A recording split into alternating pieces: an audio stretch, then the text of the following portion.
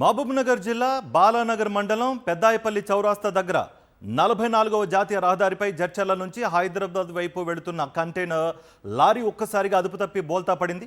దీంతో వెనుక నుంచి వచ్చిన బైక్ కంటైనర్ లారీని ఢీకొట్టడంతో ద్విచక్ర వాహనదారుడికి తీవ్ర గాయాలయ్యాయి. కంటైనర్ లారీ డ్రైవర్కు కూడా గాయాలు కావడంతో 108 అంబులెన్స్లో షాద్నగర్ ప్రభుత్వ ఆసుపత్రికి తరలించారు.